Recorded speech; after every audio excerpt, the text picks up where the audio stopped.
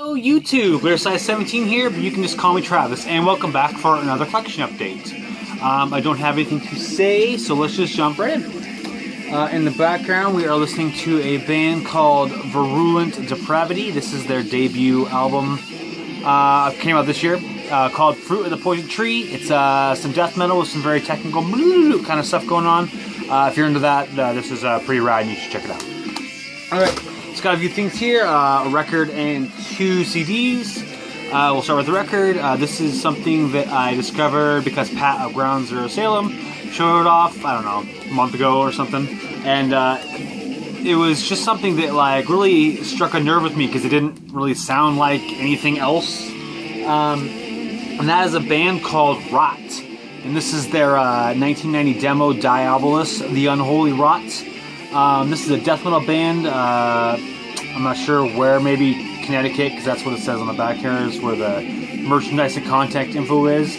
This is like death metal. It kind of has sort of a grindcore-y vibe to it, but it definitely isn't like grindcore. Like it doesn't have that like the speed to it.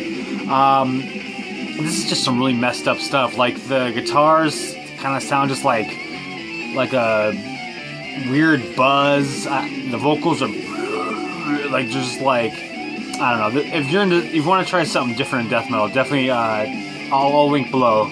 But yeah, this is just something that it didn't sound like anything else to me, and it was just raw and weird and I don't know, just really enjoyable. On the back here, it's got 4 tracks. It's got the info and credits and stuff like that. For something that sounds so kind of like almost like poor recording, it actually kind of sounds really clean, which is kind of a weird thing to say together. Just kind of this thing going on with the vinyl itself.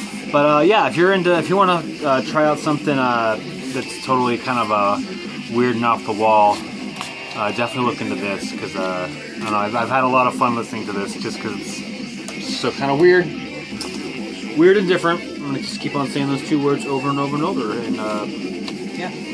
Alright, next up, I talked about another one of their albums last week. This is actually their first debut album. This is Ambush with Firestorm. This came out in 2014, Higher Roller Records. Wow, you know, I gotta say, I discovered these bands, I don't know, last year maybe, I'm not sure exactly when. But man, I don't know what I heard then, because right now I am like loving this band. I would say if either of these albums came out, this one, Firestorm, or Desecrator, the one I showed last week, if either of those albums had been released this year, they'd be like top 3 material. This is super killer, new wave of traditional heavy metal.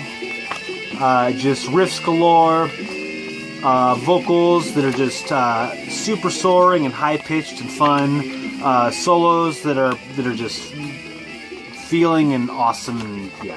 I can't speak highly enough about either of these albums. I have listened to them tons over the last couple weeks, and yeah, super love this band Ambush. I really, since the last album they released came out in 2015, I am really hoping that they're doing something soon, because I'm a greedy person and I want more Ambush.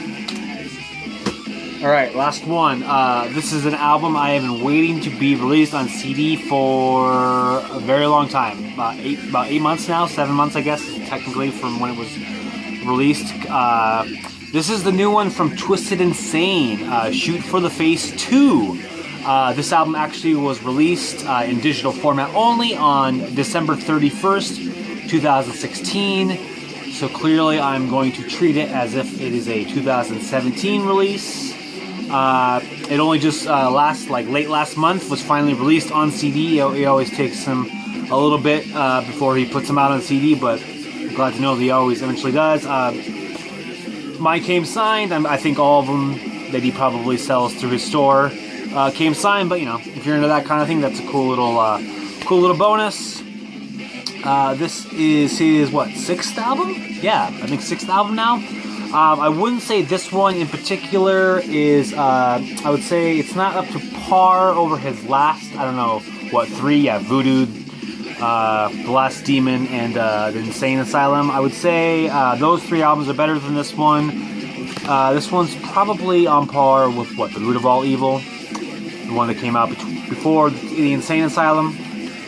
But regardless, this is still really good. Insane, speed rapper, probably the fastest guy that you are listening to. You know, there's not many guys out there. Twista is fast.